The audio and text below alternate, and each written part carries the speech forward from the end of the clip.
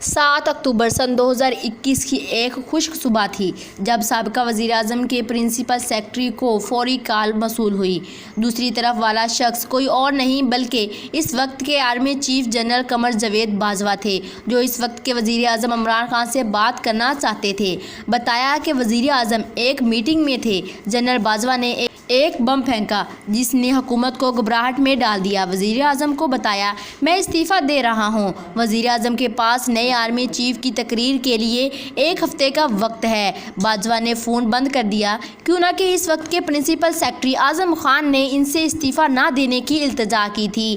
بائیں شیل کے جھٹکے سے اعظم نے فوراً فون اٹھایا اور اس وقت کے director general inter services intelligence ISI lieutenant general Faiz Ahmed کو باجوہ کے فیصلے سے آگاہ کیا۔ اگلے گھنٹے میں کور کمانڈر اور دیگر اعلیٰ افسران نے اعلیٰ فوجی سربراہ کو اپنے ساتھ رہنے کی التجا کی۔ چیئرمین PTI کو توشہ خانہ فوجداری کیس پر فوری حکم امتناع نہ مل سکا۔ اسلام آباد ہائی کورٹ نے حکم امتناع کو درخواست آئندہ ہفتے دیگر اپیلوں کے ساتھ مقرر کر دی۔ عدالت کی جانب سے جاری تحریری حکم نامے میں کہا گیا ہے کہ ٹرائل کورٹ کا فیصلہ چیئرمین PTI کی طرف سے ہائی کورٹ میں چیلنج کیا گیا۔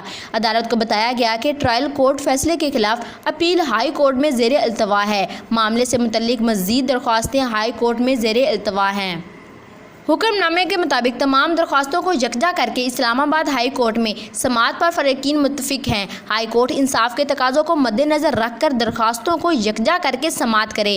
اس سے پہلے اسلام آباد ہائی کورٹ نے چیئرمین تحریک انصاف کے خلاف سیشن کورٹ میں جاری توشہ خانہ فوجداری کیس کے ٹرائل روکنے کی استدعا پر فیصلہ محفوظ کیا تھا۔ چیف جسٹس اسلام آباد ہائی کورٹ عامر فاروق چیئرمین PTI کی اپیلوں پر سماعت کی۔ چیف جسٹس عامر فاروق نے ریمارکس دیے کہ ہم اس حوالے سے تحریری آرڈر جاری کریں گے۔ چیئرمین PTI کے وکیل خواجہ حارث نے عدالت کو بتایا کہ 4-5 دن میں ہماری درخواستوں پر فیصلہ ہو جائے گا۔ پریکٹیکلی مشکل ہے، ٹرائل جاری رہیں اور ہماری درخواستیں غیر مؤثر ہو جائیں۔ خواجہ حارث کا کہنا ہے کہ جب تک قابل سماعت ہونے کی درخواستوں پر فیصلہ نہیں ہو جاتا تب تک ٹرائل جاری نہیں رہ سکتا۔ خیال رہے کہ چیئرمین PTI توشہ خانہ ٹرائل کورٹ کے جج ہمایوں دلاور کے خلاف درخواست بھی ہائی کورٹ میں دائر کی گئی ہے اور یہ کیس کسی دوسری عدالت میں منتقل کی درخواست بھی ہائی کورٹ میں دائر کر رکھی ہے۔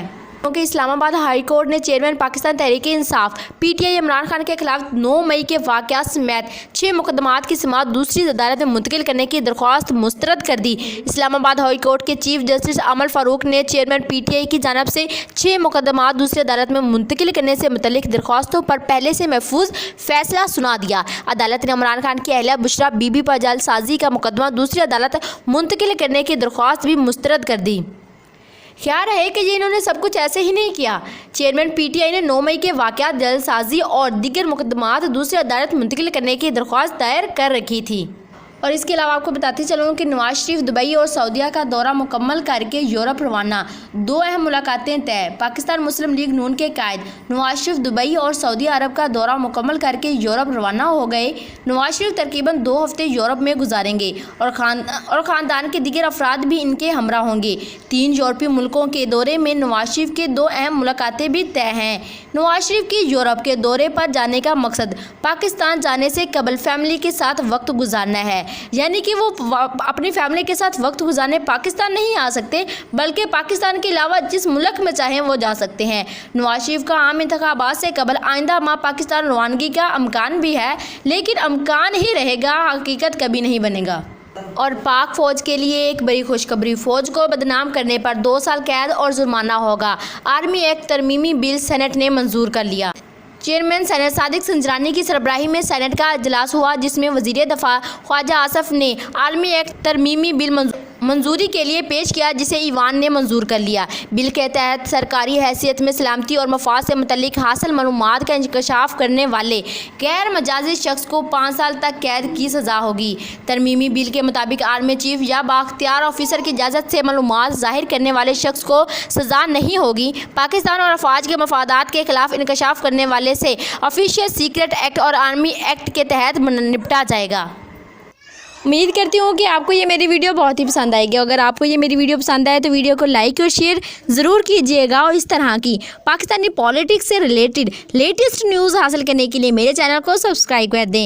تاکہ میری پالیٹکس میں آنے والی ویڈیو کا نوٹیفیکیشن آپ کو سب سے پہلے مل جائے۔ تھینکس۔